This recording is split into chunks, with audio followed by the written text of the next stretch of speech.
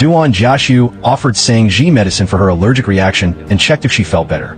Sang Ji, covering her face, assured him she was fine and surprisingly commented that the milk tea was good, though she wouldn't have it again due to her bad experience with milk.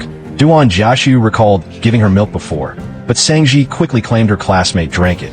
As they walked, Sang Ji kept scratching her face, prompting Duan Jiaxu to hold her hands to stop her, a gesture she amusingly compared to being walked like a dog. Sang Ji then asked Duan Jiaxu why he introduced her as his friend to his colleagues when he previously called her his sister. Duan Jiaxu deflected the question, simply saying it was nothing. He then mentioned her approaching birthday, regretting he couldn't get her a cream cake due to her allergies. When he noted their birthdays are close, he added that he doesn't celebrate his own because it's pointless to celebrate it alone. Back at the dorm, Sang Ji's roommates were discussing dating strategies. One roommate advocated for bold confessions, while another expressed a more passive approach, stating she wouldn't pursue someone who hadn't shown interest first. When Sang Ji finally arrived, her face covered from the allergy, she couldn't hide her hopeful smile. She confided that she had a good time and believed Duan Jiaxu might like her too. Her roommates immediately advised her to hide her feelings, insisting that the woman should be the one pursued. Sang Ji worried he might not make a move, but ultimately agreed to wait, though she jokingly added that if he didn't, she would pursue him. On her birthday, a dressed-up Sang Ji was on her way to meet Duan Jiaxu when she was intercepted by Jiang Ming. He gave her a gift, but made a quick exit upon seeing Duan Jiaxu approach. Duan Jiaxu took the gift and asked if Jiang Ming was the manly man she once mentioned. Sang Ji denied it. Duan Jiaxu then leaned in close, challenging her to look at him and say if he resembled the boy she liked. Flustered and panicking internally that he knew her secret, Sang Ji quickly denied it. She tried to cover her tracks by claiming she no longer had a crush, dismissing her former crush as a central air conditioning system, a term she explained meant a guy who is overly friendly with all women. Intrigued, Duan Jiaxu listened to her definition before playfully murmuring that she's pretty good at framing people. They headed to the cinema to watch the movie they missed. On the bus, Sang Ji held onto Duan Jiaxu's sleeve for balance. Later, at the concession stand, Sang Ji ordered an iced lemon tea, but Duan Jiaxu, wary of her allergies and the cold, tried to manage her order. When she insisted, he relented, but playfully told her to get used to him managing her. When Sang Ji's hands got cold from the drink, Duan Jiaxu offered to hold it for her, then jokingly asked her to warm his hands in return. Sang Ji refused, calling it inappropriate, to which Duan Jiaxu teasingly agreed, remarking, "After all, you're not my girlfriend yet." After the movie, Duan Jiaxu invited Sang Ji back to his place. She was surprised, reminding him he'd previously warned her away from his home and office.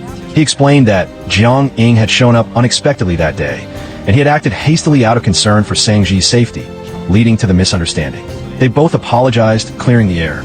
At his home, Duan Jiaxu surprised Sang Ji with a rooftop birthday setup, complete with 2 cakes, one store-bought, and one he personally baked to be dairy-free. Moved, Sang Ji chose the handmade cake for her wish, hoping for many more birthdays with him. Duan Jiaxu then presented her with a gift, saying it was something that lasts longer than cake. His jealousy flickered as he noticed Jiang Ming's gift, prompting him to ask what qualities a guy needed to pursue her.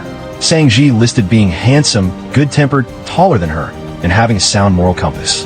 Duan Jiaxu, pointing out that he meets all her criteria, then asked directly, "Can I woo you?" Flustered, Sang Ji asked him to clarify his meaning. Duan Jiaxu confirmed her suspicion, explaining that calling her a kid was just a term of endearment, and that he no longer wanted to be just her brother. He wanted to be her boyfriend. Still processing, Sang Ji cleverly responded that she could only know her true feelings if he actually pursued her. Duan Jiaxu accepted the challenge, playfully promising to pursue her for decades and warning her not to see other boys, or he complained to her parents. Before she left, Sang Ji sought clarification. He had asked to pursue her, not confessed, and she hadn't rejected him. She then asked to take the cakes. After a mock petty refusal, Duan Jiaxu agreed she could take both, even offering to bake for her daily. Sang Ji returned to her dorm, where her roommates surprised her with their own celebration. They immediately noticed the 2 cakes she brought, with one commenting on the ugly handmade one, which Sang Ji affectionately defended as cute. Realizing Duan Jiaxu made it, they excitedly confirmed that there had been substantial progress. Upon receiving a gift from Duan Jiaxu, Sang Ji discovered a camera inside, which contained a blurry selfie of his collarbone. She immediately called him thick-skinned for sending such a picture and asking if she liked it. Duan Jiaxu countered that if she agreed to be pursued by him, he would promptly send a high-definition version. Sang Ji privately labeled him a scheming old man, while Duan Jiaxu remarked that he needed to be one step ahead to deal with young foxes like her. After wishing each other good night, Sang Ji changed his contact name from Brother Number 2 to Suitor. Later, after Sang Yin sent her some money, Sang Ji informed him that she might be getting into a relationship, adding that the person was quite old. Sang Yin, initially calm, advised her to be careful not to be scammed. However, his demeanor changed dramatically after she mentioned the man's age. He called her back, demanding to know how old the guy was and adamantly stating he wouldn't accept anyone older than himself, even by a day. Sang Ji's roommates discussed her situation with Duan Jiaxu. Ning Wei emphasized the importance of protecting herself, while Sang Ji confessed her worry that Duan Jiaxu's interest might be a fleeting whim.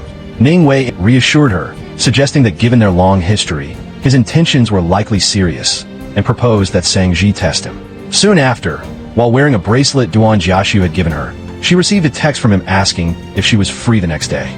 Before Sang Ji could reply, Ning Wei took her phone and responded, "I'm not free," reminding Sang Ji they had agreed to test him. Duan Jiaxu then asked about the day after.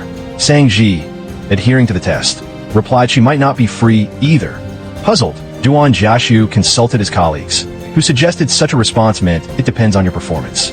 He then asked if she was free on Thursday night. Sang Ji, prompted by her roommates, finally agreed, considering his 3 attempts a passing grade. On Thursday, Sang Ji dressed up for their date, but Duan Jiaxu called to cancel, explaining that an urgent system bug required everyone at work to handle it immediately.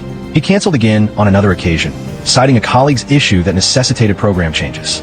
After multiple cancellations, Sang Ji returned to her dorm, telling her roommates the latest one wasn't even due to work, though she hadn't bothered to ask for details.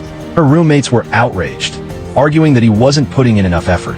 Sang Ji defended him, explaining he was so overwhelmed he barely had time to sleep, and by the time he finished, her dorm's curfew would have passed. Unbeknownst to Sang Ji, Duan Jiaxu was grappling with severe family issues. He visited his father, Duan Jiqing, at a nursing home, where Dr. Yang informed him that his father, who had been comatose for 9 years after an accident, was in critical condition due to severe pulmonary edema. Dr. Yang recommended surgery, offering a hopeful but uncertain reply about the possibility of miracles. Duan Jiaxu then arranged for his father's hospital transfer. A flashback revealed the tragic events of Duan Jiaxu's past. Years ago, on the night he won a citywide physics contest, his father returned home intoxicated and confessed to a hit and run. Despite pleas from Duan Jiaxu and his mother to surrender, his father jumped from their building in a suicide attempt. This catastrophe forced Duan Jiaxu to take on multiple part-time jobs. His mother insisted he attend university, working tirelessly to support him. Later, her health deteriorated, and Duan Jiaxu borrowed 30,000 yuan from a university friend for her medical bills. However, she vehemently opposed it, weary of their mounting debts and afraid of leaving him with an even greater burden. Despite his exhaustion, Duan Jiaxu called Sang Ji for a late-night meetup. Her roommates eagerly pushed her out the door. When they met, Sang Ji subtly hinted at her disappointment over his cancellations. Duan Jiaxu apologized, attributing it to messy, trivial affairs. Sang Ji challenged him, stating that if they were truly trivial, he shouldn't have neglected her. Surprised by her directness, he asked if she was upset. She denied it, instead expressing concern that he was overworked. Touched, Sang Ji then made him a cotton candy, explaining that eating sweets always cheered her up. Misinterpreting her gesture and the fact she was wearing his bracelet, Duan Jiaxu declared she had agreed to be his girlfriend. Flustered, Sang Ji corrected him, advising him to learn how to properly pursue someone. Duan Jiaxu earnestly apologized for his missteps and promised to seriously court her from that day forward, to which Sang Ji replied she would be watching his performance. The next day, Sang Ji attended a sharing session by an alumnus at her university. Duan Jiaxu appeared, explaining he had taken time off work. Sang Ji playfully called their meeting a coincidence. Other students in the hall noticed Duan Jiaxu's gentle gaze fixed on Sang Ji, speculating that he was her boyfriend. Feeling self-conscious, Sang Ji pretended to be asleep. Sang Yin texted Duan Jiaxu, asking him to look out for his sister, unaware that the man he was concerned about was Duan Jiaxu himself. If you love the story, subscribe for the next episode.